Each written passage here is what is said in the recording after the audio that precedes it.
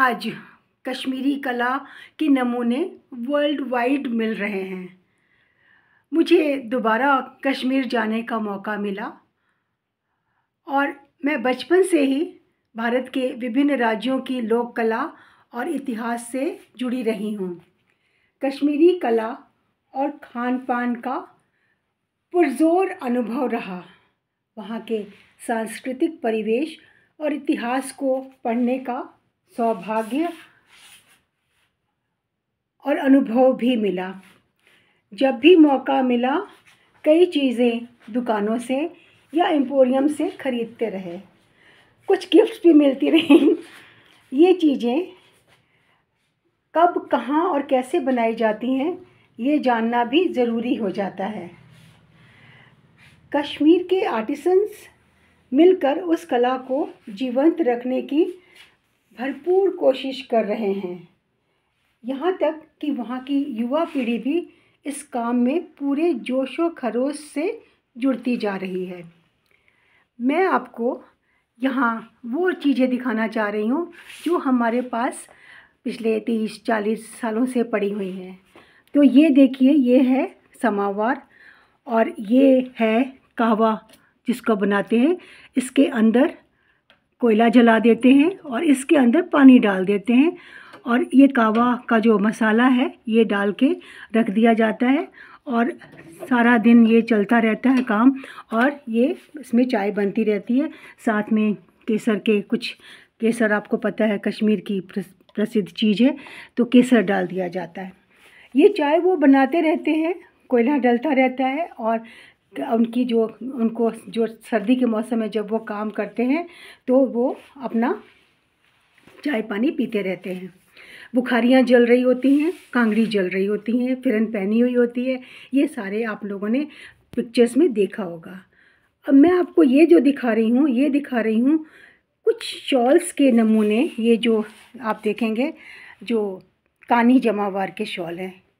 कानी जमावार जो है वो एक वीविंग का तरीका है इसका शॉल बनाने का, जो कानी के साथ बनाया जाता है। कानी मतलब लकड़ी का जो कानिया जिसको बोलते हैं ना, उसके ऊपर इसको बनाया जाता है।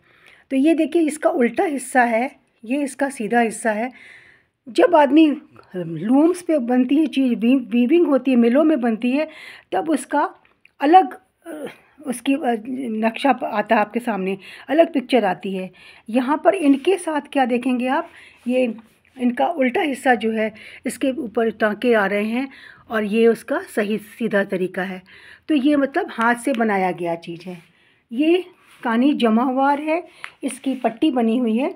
इसको देखो, इस तरह से पट्टी बनाते हैं और इस तरह से उसको स्टिच कर दिया जाता है। पिछला हिस्सा उसका इस तरह से आता है। ये पट्टी को शॉल के ऊपर लगाते हैं और ये कानी जमावार का पूरा शॉल है। आपको दिखाई दे रहा है यहाँ पर, ये इसका उल्टा हिस्सा है और ये उसका सीधा हिस्सा है। ये वीविंग वाले जो कपड़े होते हैं, मिलों से बन के कपड़े आते हैं, उसमें इस तरह की चीज़ नहीं होती है।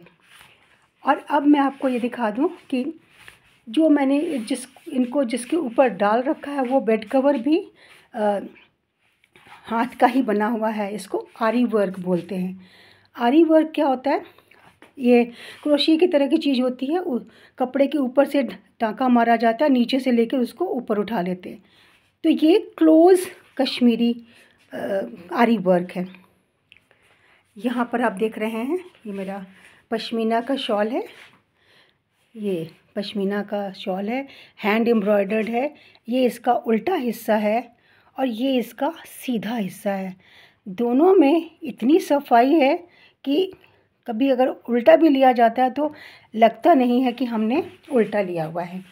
और पश्मीना जो है वो एक स्पेशल गोट होती है, उसके फर को निकाल के वीविंग चरखे के ऊपर सूत काटा जाता है, फिर इस तरह से शॉल बना के और हैंड एम्ब्रॉयडरी की जाती है।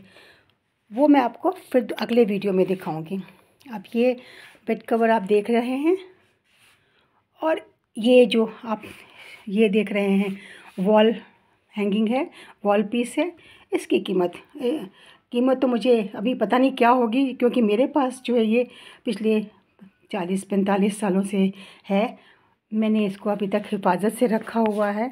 ये कुशन भी है क्लोज एम्ब्रॉयडरी का, और ये जो है शॉल, इसके ऊपर आप देखेंगे ये खुली खुली आरी का वर्क किया हुआ है। तो ये तरह तरह के काम हैं, तरह तरह के डिज़ाइंस हैं, आप देख रहे हैं। अब आपको मैं बता दूं कि जो ये काम होते हैं ये इंडोर और आउटडोर होते हैं। इंडोर और आउटडोर क्यों होते हैं कि नवंबर से लेकर अप्रैल तक लोग घरों के अंदर के काम करते हैं। ये आप देख रहे हैं वॉलनट वुड का बेड है, कार्विंग की गई है, और बाकी अप्रैल टू नवंबर तक हर तरह की फसल पककर तैयार हो जाती है, और उसमें उसको फिर वो अखरोट, बादाम, केसर, आप जानते हैं वहाँ की जितनी तरह की फसल, चावल, ये सारी फसल बन के तैयार हो जाती है। और उसके बाद उनके पास बाहर काम करने का कोई साधन नहीं रहता, यानी काम करने की कोई गुंजाइश ही नहीं रह जाती। तो मैं बता रही थी कि हर चीज़ का कब, क्यों और कहाँ जानना हमारे लिए बहुत ज़रूरी है। कब करते हैं ये मैंने आपको बता दिया। साल के 2 तरह के इंडोर और आउटडोर वर्क होते हैं। क्यों करते हैं? क्योंकि ये उनका जीविकोपार्जन है, टूरिज़्म, और ये हैंडीक्राफ्ट जो है वहाँ का, ये लोग अपने हाथों से काम करते हैं। औरतें अलग तरह का काम करती हैं, आदमी अलग तरह का काम करते हैं। और कैसे करते हैं? हर काम करने का अलग तरीका है। पेपर मैशी का अलग तरीका है, और ये वुड कार्विंग अलग है, हैंड एम्ब्रॉयडरी अलग है। तो मैं हर चीज़ का अपना एक अलग विषय है। कहाँ करते हैं ये भी बात बता दी मैंने आपको। घर के अंदर करते हैं और कुछ काम घर के बाहर करते हैं। अब पिछले कुछ दशकों से कश्मीर जिस दौर से गुज़रा है उसमें उसकी बारे में मैं यहाँ चर्चा नहीं कर रही हूँ, पर मैं ये बता रही हूँ कि अब वहाँ के जो आर्टिसंस हैं और वहाँ की कुछ संस्थाएं हैं वो कोशिश कर रही हैं कि जो वहाँ की कला है, जो वहाँ की परंपरा है, वो ख़त्म ना हो। तो उन्होंने कुछ इस तरह की ऑर्गेनाइजेशंस बनाई हैं जहाँ पर वो लोगों को काम देते हैं, रोज़गार देते हैं, और इस कला को जीवंत भी बनाए हुए हैं।